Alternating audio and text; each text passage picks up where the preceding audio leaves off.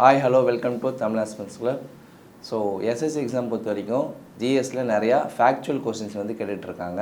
So அந்த மாதிரியான factual questions எல்லாம் நம்ம அட்டன் பண்ணுறதுக்கு ஷார்ட்கட் மூலிமா லேர்ன் பண்ணோம்னா நம்மளால் என்ன பண்ண முடியும்னா ஈஸியாக ஃபேக்ட்ஸ் வந்து ஞாபகம் வச்சுக்க முடியும். ஸோ அந்த வகையில் பார்க்குறப்ப நம்ம என்ன பண்ண போகிறோம்னா டேக்கில் நியூவாக ஷார்ட்கட் சீரீஸ் கொண்டு வந்திருக்கோம். இதில் இன்றைக்கி நம்ம வந்து ஃபண்டமெண்டல்ஸ் பார்க்க போகிறோம். அப்கமிங் வீடியோஸில் இந்த மாதிரி ஒரு டாபிக் வைஸ் நம்ம வந்து ஷார்ட்கட் மூலிமா லேர்ன் பண்ணலாம். ஓகே, ஸோ இன்றைக்கான கிளாஸ் நமக்கு fundamental rights. So fundamental rights பொறுத்த வரைக்கும் நமக்கு பேசிக் நீங்கள் எதாவது லேர்ன் பண்ணியிருப்பீங்க. இது எங்கே பார்ட் 3ல் ஆர்டிக்கல் 12லேருந்து 35 வரைக்கும் கவர் ஆகுது. அதுவும் இல்லாமல் இந்த ஃபண்டமெண்டல் ரைட்ஸ் எந்த கண்ட்ரிலேருந்து பாரோ பண்ணியிருப்பாங்க, யூஎஸ்ஏலேருந்து பாரோ பண்ணியிருப்பாங்க. இதை தான் என்னென்னு சொல்லுவாங்க, மேக்னா கார்ட்டா ஆஃப் இந்தியான்னு சொல்லிட்டு சொல்லுவாங்க. ஓகே, ஸோ இந்த 4 ஃபேக்ட் வந்து பார்த்திங்கன்னா காமனாக ஃபண்டமெண்டல் ரைட்ஸ்னாலே இந்த 4 ஃபேக்ட்ஸ் வந்து கண்டிப்பாக மோஸ்ட்லி ரிப்பீட்டடாக எக்ஸாம்ஸ் வந்து கேட்டே இருப்பாங்க. ஓகேவா, ஸோ இதுக்கு எந்த ஷார்ட்கட்டும் இல்லை. இது வந்து ஃபண்டமெண்டல் ரைட்ஸ்னாலே இந்த 4 விஷயம் நமக்கு தெரியணும். ஓகே, ஸோ நம்ம இன்றைக்கி பார்க்க போகிற ஷார்ட்கட் என்னன்னு கேட்டிங்கன்னா ஃபண்டமெண்டல் ரைட்ஸை எப்படி ஞாபகம் வச்சு அப்படி தான் நம்ம பார்க்க போகிறோம். ஓகே, ஸோ ஃபர்ஸ்ட்டு இந்த 6 டோட்டலாக எத்தனை ஃபண்டமெண்டல் ரைட்ஸ் இருக்குது, நமக்கு 6 ஃபண்டமெண்டல் ரைட்ஸ் இருக்குது. இது எப்படி ஞாபகம் வச்சுக்க போகிறோம்னா இ ஃபெராக்னு எழுதிக்கலாம். இ ஃபெராக். ஓகே, ஸோ இந்த இ ஃபெராக் எழுதிட்டு இதை வந்து 54241 எழுதிக்கோங்க. ஓகேவா, ஸோ 421 டைமிங்காக இருக்கு இல்லையா, ஸோ இந்த மாதிரி வந்து எழுதிக்கோங்க. 54241 எழுதிக்கோங்க. இது என்ன சார் அப்படின்னு கேட்டிங்கன்னா ரைட் டு ஈக்குவாலிட்டி. ஸோ ஈக்குவாலிட்டியில் மொத்தம் நமக்கு 5 ஆர்டிகல்ஸ், ஆர்டிகல் 14லேருந்து 18 வரைக்கும் கவர் ஆகக்கூடிய ஆர்டிகல்ஸ். அதுக்கப்புறம் வந்து எஃப்ல வந்து ரைட் டு ஃப்ரீடமில் நமக்கு டோட்டலாக 4 ஆர்டிகல்ஸ் இருக்குது, 19 to 22 வரைக்கும் கவர் ஆகக்கூடிய ஆர்டிகல்ஸ். அதுக்கப்புறம் வந்து இ ஃபார் எக்ஸ்பர்டேஷன், இதில் வந்து 23, 24 டோட்டலாக 2 ஆர்டிகல்ஸ் கவர் ஆகுது. அதுக்கப்புறம் வந்து right to freedom of religion, or for religion, இதில் நமக்கு அகைன் திரும்ப 4 ஆர்டிகல்ஸ் கவர் ஆகுது. So 25 to 28. இ வந்து பார்த்திங்கன்னா educational rights, cultural educational rights. நீங்கள் வந்து இ ஃபார் எஜுகேஷனல் ரைட்ஸ் ஞாபகம் வச்சுக்கோங்க. இதில் டோட்டலாக 2 ஆர்டிகல்ஸ் கவர் ஆகுது. அகைன் சி வந்து கான்ஸ்டியூஷனல் ரெமிடிஸ், இதில் ஒரு ஆர்டிகல் கவர் ஆகுது. ஓகேவா, ஸோ 30க்கு அப்புறம் 31 இருக்காது. இது வந்து ரைட் டு ப்ராப்பர்ட்டி முன்னாடி இருந்தது, இப்போ ரிமூவ் பண்ணிட்டாங்க அதை. ஓகேவா, ஸோ இதை மட்டும் ஞாபகம் வச்சுக்கோங்க. 30க்கு அப்புறம் 32 தான் இருக்குது. ஓகே, ஸோ இது வந்து நமக்கு ஈக்குவாலிட்டியில் எத்தனை ஆர்டிகல்ஸ் இருக்குது, ஃப்ரீடமில் எவ்வளோ ஆர்டிகல்ஸ் இருக்குது, எக்ஸ்பெக்டேஷன் எவ்வளோ ஆர்டிகல்ஸ் இருக்குது, இந்த மாதிரி ஞாபகம் வச்சுக்கிறதுக்கு இந்த ஷார்ட்கட் ஞாபகம் வச்சுக்கோங்க. பட் எக்ஸாமில் மோஸ்ட்லி ஸ்பெசிஃபிக்காக தான் கேட்பாங்க. 19 ஆர்டிகல் என்ன, சாரி 20 ஆர்டிகல் என்ன, 22 என்ன, அந்த மாதிரி தான் கேட்பாங்க. ஓகேவா, ஸோ இப்போ நம்ம ஃபண்டமெண்டல் ரைட்ஸ்க்குள்ளே போயிட்டு ஒரு ஆர்டிக்கல் எப்படி ஞாபகம் வச்சுக்கிறது அப்படின்றத பார்க்கலாம். Okay, so first right to equality. So right to equality பொறுத்து லா ரிமூவ்ஸ் டவுட் அப்படின்றத வச்சுக்கலாம். ஓகே, சாரி, ஃபஸ்ட்டு ஆர்டிக்கல் 14 வந்து நமக்கு equality before law and equal protection of law. அப்போ 2 தடவை லான்னு வருதா. ஓகேவா, அப்போ first law right to equality எல்லாரும் சமன்ற லா வந்து சொல்லிவிட்டு சில விஷயங்கள்லாம் நம்ம கண்ட்ரிலேருந்து ரிமூவ் பண்ணுது அப்படின்னு ஞாபகம் வச்சுக்கோங்க. என்னென்ன விஷயங்கள்லாம் ரிமூவ் பண்ணுது பார்த்தோம்னா ஃபஸ்ட்டு கண்ட்ரியில் இருக்கக்கூடிய டிஸ்கிரிமினேஷன், ஸோ ஏற்றத்தாழ்வுகள். ஓகே, ஸோ ரிலீஜன் சார்ந்தோ மதம் சார்ந்தோ ஒரு 6 டைப்ஸ் இருக்குது, அதுக்குள்ளே போக வேணாம். பட் டிஸ்கிரிமினேஷனை ரிமூவ் பண்ணுது. அன்ஈக்குவல் ஆப்பர்ச்சுனிட்டி இருந்தால் அன்ஈக்குவல் ஆப்பர்ச்சுனிட்டியை ரிமூவ் பண்ணுது. அதுக்கப்புறம் வந்து அன்டச்சபிலிட்டி, தீண்டாமையை ரிமூவ் பண்ணுது. அதுக்கப்புறம் வந்து டைட்டில்ஸ், ஸோ ஜமீன்தாரி டைட்டில்ஸு, ராஜாக்கள் கொடுத்த டைட்டில்ஸ், இது எல்லாமே இனிமேல் இந்தியாவில் இல்லைன்னு சொல்லிட்டு அந்த மாதிரி விஷயங்களும் ரிமூவ் பண்ணுது. அப்போது equality before law which removes this 4 things. என்னென்ன, D for discrimination, O for unequal opportunity. O for opportunity ஞாபகம் வச்சுக்கோங்க, பட் மைண்ட் அன்ஈக்குவல் ஆப்பர்ச்சுனிட்டி ஞாபகம் வச்சுக்கோங்க. பிகாஸ் ஆப்பர்ச்சுனிட்டி ரிமூவ் பண்ண முடியாது, அன்ஈக்குவலாக இருக்கக்கூடிய ஆப்பர்ச்சுனிட்டி தான் ரிமூவ் பண்ணி எல்லாருக்குமே வந்து ஈக்குவல் ஆப்பர்ச்சுனிட்டி எம்ப்ளாய்மெண்ட் வந்து கொடுக்குறாங்க. ஓகேவா, அந்த மாதிரி ஞாபகம் வச்சுக்கோங்க. அதுக்கப்புறம் U for untouchability and T for titles. ஓகேவா, so law removes doubt. Next right to freedom ஞாபகம் வச்சுக்கலாம். ரைட் டு ஃப்ரீடம் எப்படி ஞாபகம் வச்சுக்கலாம்னா லா, அதோட கண்டினியூஷன் அப்படியே, law removes doubt and gives 6 freedom clearly. gives 6 freedom clearly. ஓகேவா, ஸோ இந்த 6 ஃப்ரீடம்ஸ் என்னன்றதை நம்ம பார்க்கலாம். ஸோ ஆர்டிக்கல் 19 வந்து இந்த 6 ஃப்ரீடமை பற்றி பேசுது. அதுக்கடுத்து சி வந்து பார்த்திங்கன்னா article 20 protection respect of conviction. L வந்து ப்ரொடெக்ஷன் ஆஃப் லைஃப். இ வந்து 21A right to education. Again A வந்து protection from arbitrary arrest. A for arrest ஞாபகம் வச்சுக்கோங்க. ஓகேவா, ஸோ ஏ ஃபார் அரெஸ்ட். நீங்கள் நான் ரவுண்ட் பண்ணுற வேர்ட்ஸ் ஞாபகம் வச்சுக்கோங்க எல்லாருக்கும். இந்த மாதிரி வந்து ஞாபகம் வச்சுக்கோங்க. ஓகே, ஸோ அப்போது ஆர்டிகல் 19 to 22 எப்படி ஞாபகம் வச்சுக்கிறது, லா ரிமூவ்ஸ் டவுட். இந்த இடத்துல லா ரிமூவ்ஸ் டவுட்ன்றது ரைட் டு ஈக்குவாலிட்டி ஞாபகம் வச்சுக்குது. ரிமூவ் பண்ணி நமக்கு 6 ஃப்ரீடம் கொடுக்குது. கிளியராக 6 ஃப்ரீடம் கொடுக்குது அப்படி ஞாபகம் வச்சுக்கோங்க. அந்த 6 ஃப்ரீடம்ன்றது நமக்கு ஆர்டிகல் 19ல் வந்துடும். இது வந்து ஆர்டிகல் 20. இது நமக்கு 21 ரைட் டு லைஃபு. அதுக்கப்புறம் வந்து எஜுகேஷன் 21A அகெயின் ஏ. இது வந்து நமக்கு ஆர்டிகல் 22. ஸோ இந்த மாதிரி வந்து ஞாபகம் வச்சுக்கோங்க. ஓகே. ஸோ இப்போ இந்த 6 ஃப்ரீடம் எப்படி ஞாபகம் வச்சுக்குது அப்படின்றத பார்க்கலாம். ஓகே. ஸோ இந்த 6 ஃப்ரீடம்ஸ் வந்து 19A, அதாவது இப்படி வரும். எப்படி வரும்னா 19A 19B இப்படி ஞாபகம் வரும். ஓகேவா. ஸோ இது வந்து நம்ம என்ன பண்ணலாம்னா ஒரு கதை மாதிரி ஞாபகம் வச்சுக்கலாம். எப்படி ஞாபகம் வச்சுக்கலாம்னா ஃபஸ்ட்டு ரைட் டு ஸ்பீச். இப்போ வந்து தளபதி விஜய் வந்து மாநாடு நடத்தலான்னு வச்சுக்கலாம். ஓகேவா. ஸோ அவர் மாநாடு நடத்துறது என்னென்னா அவரோட freedom. So right to freedom of speech and expression. So நம்ம நாட்டில் வந்து எல்லா குடிமக்களுக்கும் வந்து அவங்களோட கருத்தை பேசுகிறதுக்கு உரிமை இருக்குது. ஓகேவா. ஸோ இப்போ வந்து தளபதி மாநாடை நீங்கள் வந்து இமேஜின் பண்ணிக்கோங்க இந்த 6 ஃப்ரீடம் ஞாபகம் வச்சுக்கிறதுக்கு. So freedom right to first right to speech and expression. Speech அவர் நடத்துகிறாரு.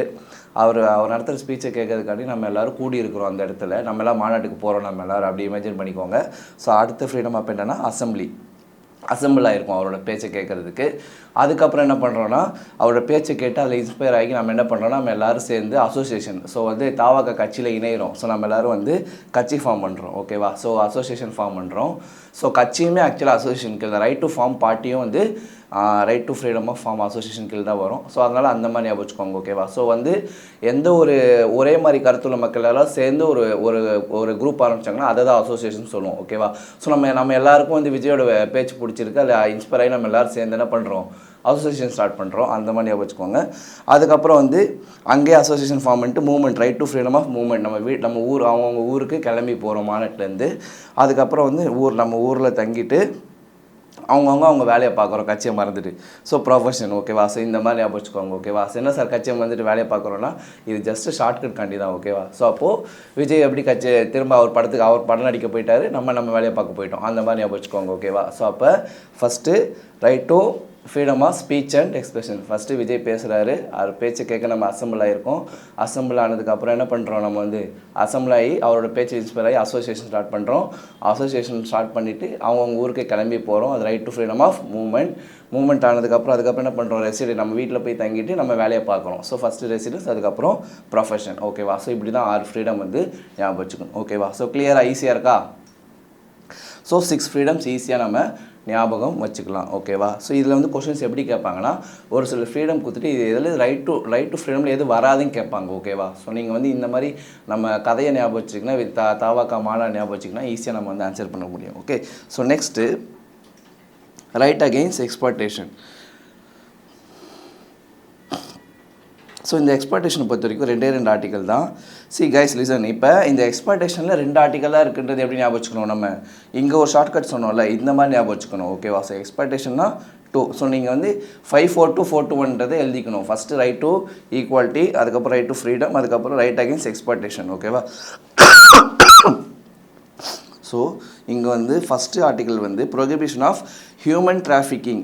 ஸோ மனித கடத்தல், மனிதனை வந்து ஃபோர்ஸ் பண்ணி லேபர் பண்ணுறது, இந்த மாதிரி விஷயங்களை தடுக்குது. அதுக்கப்புறம் வந்து அசாடஸ்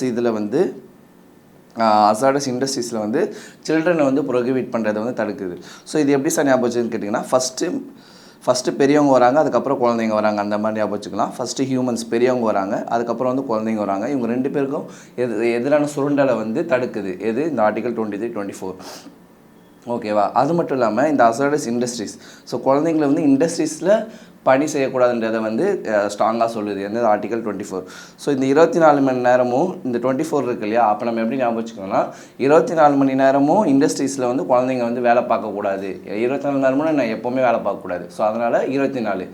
ஸோ அப்போ 24 வந்து சைல்டு லேபரை வந்து தடுக்குது. So article 24 prohibits child labour. So இந்த மாதிரி வந்து ஞாபகம் வச்சுக்கோங்க. அப்போ 23 வந்து ஆட்டோமேட்டிக்காக நமக்கு என்ன ஹியூமன் டிராஃபிக்கிங். ஓகேவா. Next right to freedom of religion. So 25 26 27 28. ஓகேவா. ஸோ இந்த 4 ஆர்டிகல் 25 26 27 28. ஸோ இதை பொறுத்த வரைக்கும் இது எப்படி ஞாபகம் வச்சுக்கலாம்னா ஃப்ரீடம் ஆஃப் கன்சைன்ஸ். ஸோ இதுக்கெலாம் அர்த்தம் உங்களுக்கு தெரியும்னு நினைக்கிறேன். இப்போ நமக்கு வந்து freedom of conscience and free profession practice and propagation of religion. அதுக்கப்புறம் manage religious affairs, freedom of அதாவது கவர்மெண்ட் வந்து எந்த ஒரு பர்டிகுலர் ரிலிஜனையும் வந்து இது பண்ணுறதுக்கு ப்ரொமோட் பண்ணுறதுக்கு டேக்ஸ் கலெக்ட் பண்ணக்கூடாது அப்படின்ற சொல்கிறது ஆர்டிகல் 27. அதுக்கப்புறம் வந்து கவர்மெண்ட்டு இதில் வந்து நம்ம வந்து ரிலீஜியஸ் இன்ஸ்ட்ரக்ஷன் வந்து நம்ம ஃபாலோ பண்ணக்கூடாது. ஓகேவா? ஸோ கவர்மெண்ட் இதில் வந்து ரிலீஜியஸ் இன்ஸ்ட்ரக்ஷன் நம்ம வந்து இது பண்ணக்கூடாது அப்படின்னு சொல்கிறது. ஓகேவா? ஸோ இப்போ இதை எப்படி ஞாபகம் வச்சுக்கலாம்னா, கன்சைன்ஸ்னால் என்ன? மனசாட்சி. கன்சைன்ஸ்னால் என்ன? மனசாட்சி. ஓகேவா? ஸோ அப்போது மனசாட்சிப்படி இந்த மனசாட்சிப்படி மேனேஜர் வந்து டேக்ஸ் கட்டினதுனால அவருக்கு வந்து ரிலீஜியஸ் இன்ஸ்ட்ரக்ஷன்லேருந்து ரிலீஃப் கொடுத்துட்டாங்க. ஸோ ரிலீஜியஸ் இன்ஸ்ட்ரக்ஷன்லேருந்து எஜுகேஷன் இன்ஸ்டியூஷனில் அவர் வந்து கலந்துக்க வேணாம்னு சொல்லிட்டு சொல்லிட்டாங்க. அப்படி வந்து ஞாபகம் வச்சுக்கோங்க. ஸோ எப்படி இமேஜின் பண்ணிக்கிறதுனா, மேனேஜர் வந்து ஸ்கூலில் படிக்கிறார் இல்லை காலேஜில் படிக்கிறார் அந்த மாதிரி இது பண்ணிக்கோங்க. ஸோ படித்து முடிச்சுட்டு தான் வேலைக்கே வருவாங்க. ஸோ நம்ம வந்து ஷார்ட்கட்டுக்காண்டி எப்படி வேணால் மாற்றிக்கலாம். ஓகேவா? ஸோ அங்கே மொத்தத்தில் மனசாட்சி படி மேனேஜர் வந்து டேக்ஸ் கட்டினார். அதனால் அவருக்கு வந்து ஸ்கூலில் எஜுகேஷன் இன்ஸ்டியூஷனில் ரிலீஜியஸ் இன்ஸ்ட்ரக்ஷனில் கலந்துக்க வேணாம்னு சொல்லிட்டாங்க. அந்த மாதிரி ஞாபகம் வச்சுக்கோங்க. ஓகேவா? ஸோ 25 ஸ்டார்ட் ஆகிற நம்பர் அதை வந்து ஞாபகம் வச்சுக்கலாம். 25, 26, 27, 28 ஈஸியாக ஞாபகம் வச்சுக்கலாம்.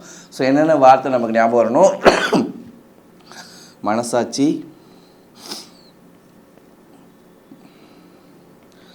மனசாட்சிப்படி மேனேஜர் டேக்ஸ் கட்டுறாரு. அதனால் அவருக்கு வந்து ரிலீஜியஸ் இன்ஸ்ட்ரக்ஷன்லேருந்து எஜுகேஷன் இன்ஸ்டியூஷன்லேருந்து ரிலீஜியஸ் இன்ஸ்ட்ரக்ஷன் வந்து அவர் கலந்துக்க வேணாம்னு சொல்லிட்டு ஃப்ரீடம் கொடுத்துட்டாங்க. ஓகேவா? ஸோ அப்போ 4 ஆர்டிக்கல் ஈஸியாக ஞாபகம் வச்சுக்கலாம். 25, 26, 27, 28. ஸோ இது ஒரு கதை மாதிரி ஞாபகம் வச்சுக்கலாம். ஓகேவா? ஸோ கிளியராக ஈஸியாக இருக்கா? நெக்ஸ்ட்டு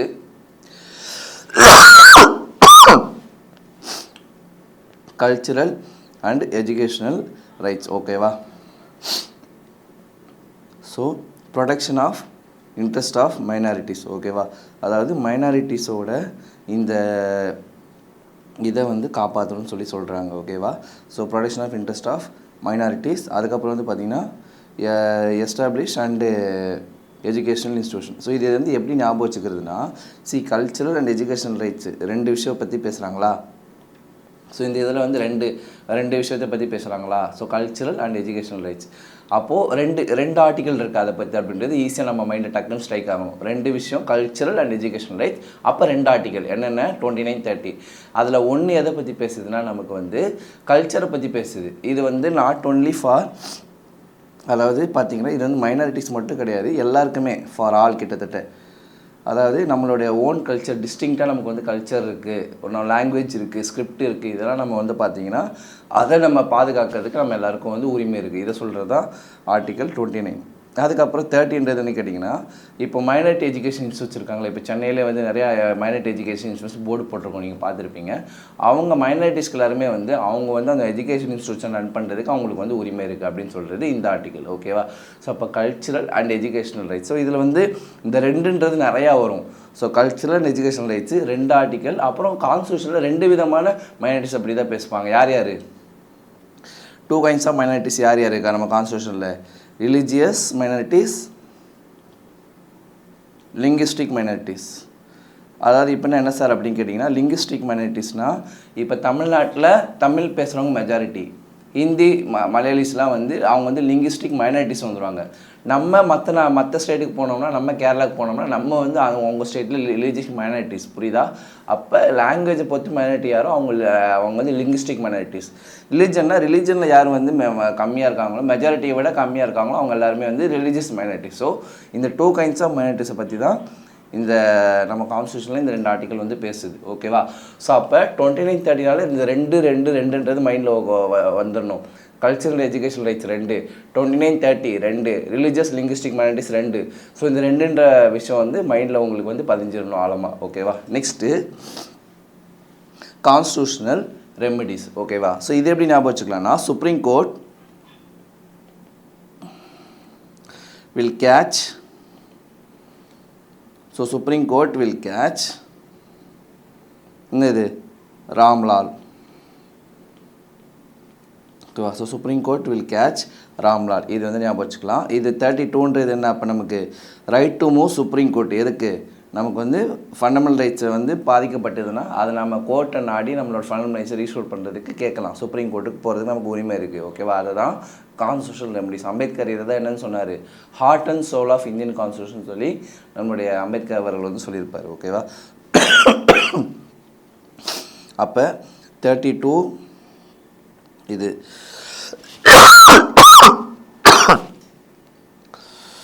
ஓகேவா? ஸோ வந்து இங்கேருந்தே ஞாபகம் வச்சுக்கலாம் இதை வந்து 32.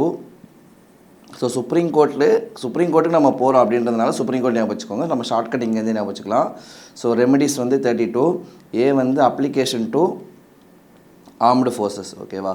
So application to armed forces. So A for armed forces ஞாபகம் வச்சுக்கோங்க. அப்ளிகேஷன் டு ஆர்ம்டு ஃபோர்ஸஸ் ஞாபகம் வச்சுக்கோங்க. எம் வந்து மார்ஷல் லா. இங்கே இருக்க பாருங்கள்,